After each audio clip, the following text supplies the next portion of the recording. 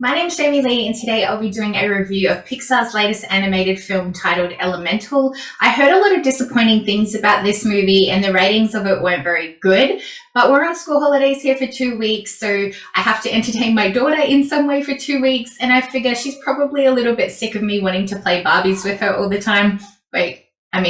I'm sick of her wanting to play Barbies all the time. Yep, that's what it is. Just kidding, we all know I love Barbie. This was one of the best animated movies that I've watched in a long time. It is an animated romantic comedy that has some beautiful, heartwarming moments in there, whilst at the same time addressing mature topics like socioeconomics, personal development and growth, family dynamics, love. It appeals to a mature audience whilst at the same time capturing the attention and keeping my 4-year-old entertained as well as myself. So that to me was a win-win. In this movie, we follow a developing forbidden love story between these characters. So you have Ember, who is of the fire realm, and then you have Wade, who is a character of water, and they play off the notion of the fact that water and fire can't and shouldn't mix. They do a really good job of visually representing that by showing us that water literally puts out fire in some circumstances, but it's also used as a metaphor for something bigger. So we learn that Ember's parents come to Elemental City, they flee their fire realm for whatever reason, and they come to Elemental City to start a new home and build a safe place for their growing family. When they come to Elemental City, the city is built up with characters from elements like air, earth, and water. So the fire people are sort of shunned because they're considered different or dangerous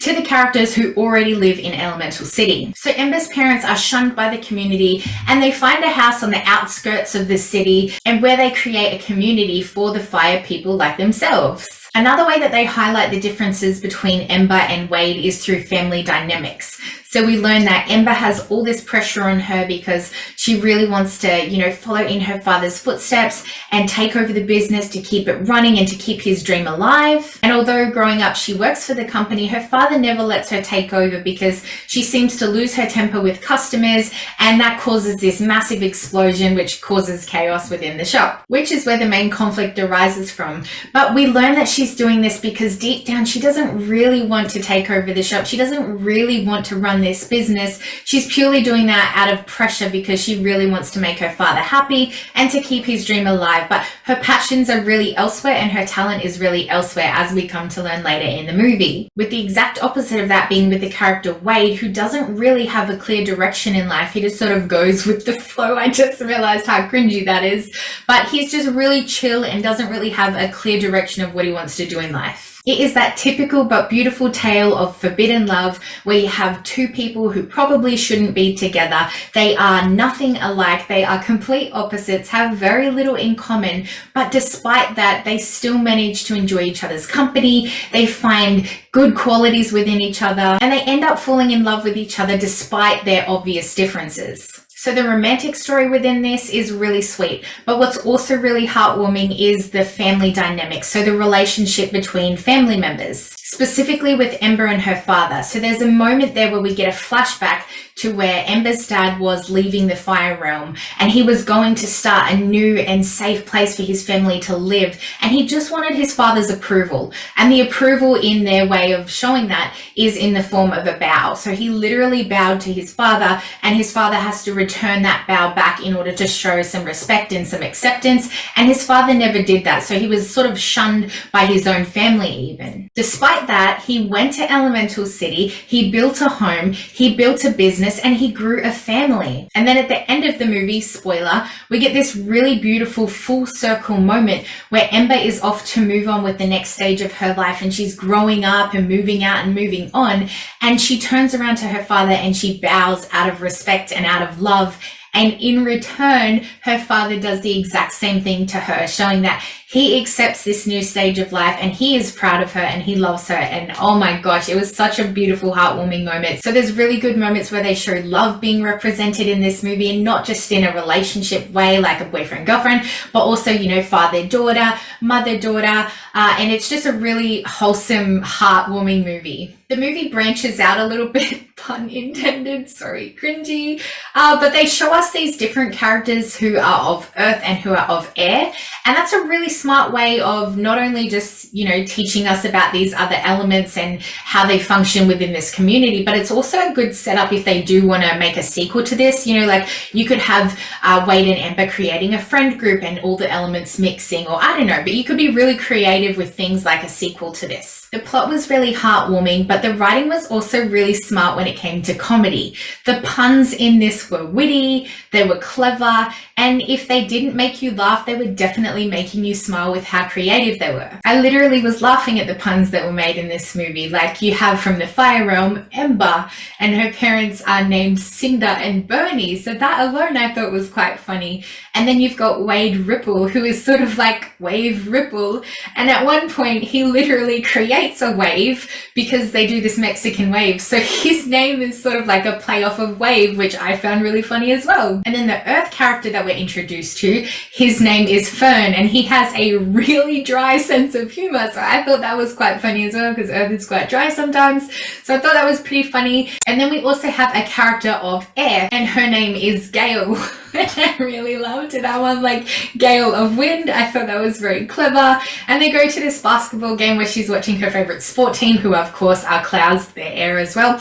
And I think the stadium or the team or something like that was called like tornadoes or cyclones or something to do with air, and I was like, wow, that is so witty and so clever. I really enjoyed it. And when characters of fire are scorned by earth a little bit and like they lose a piece of themselves, it's really funny because they just start chomping on wood to sort of like regenerate, to get their fire back, to get their flame back.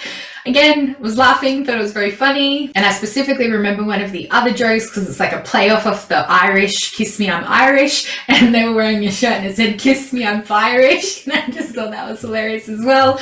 I really thought the comedy landed with this. Next, I want to talk about the visuals. If you've been here before, you know I'm not very descriptive and I don't really know what I'm talking about with visuals. I usually describe things as pretty. So this looked very pretty, but it was really detailed. I love the amount of effort that they put into things like the way that these characters moved, or like, for example, with Ember, I said, you know, she would literally, yes, she's a flame, but she would literally miss some of her flame, you know, if she was touched by water or something like that, and she'd have to eat to regenerate and that flame would come back. So it was really smooth to see just the way that things moved. And another example of that is with Wade with water. So when Ember was near him, obviously he started to boil up. So you could literally see the bubbles forming on his reflection or his body, so to speak, or lack thereof.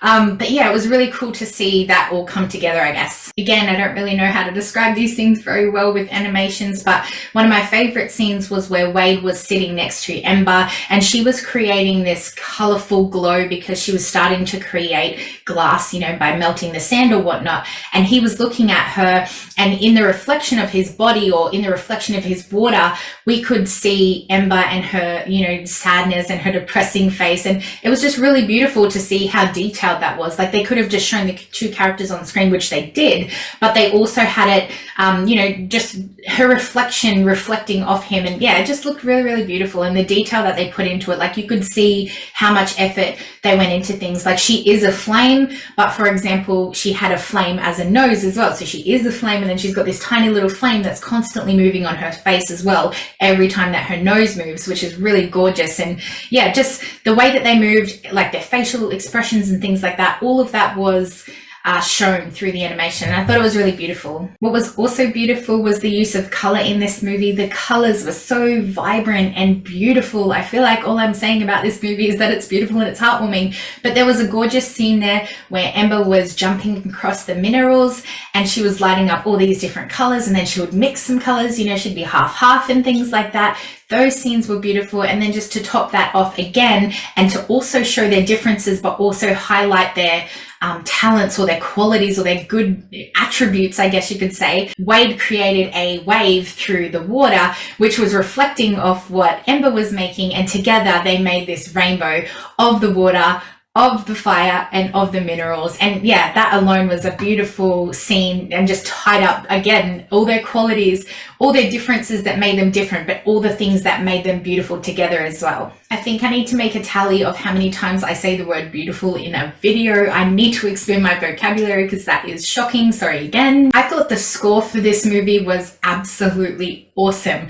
The music was just so good at times where it needed to be, and the moments where we got the aquatic moments, you know, where they go underwater or things like this, or, you know, he's floating along the water and it's really silent. It makes you feel one with water. And I know that sounds really cringy, but it just sounds like, you know, when you think of Moana and you think of the ocean and you feel like you are in the ocean with the entirety of that movie, you are one with the water.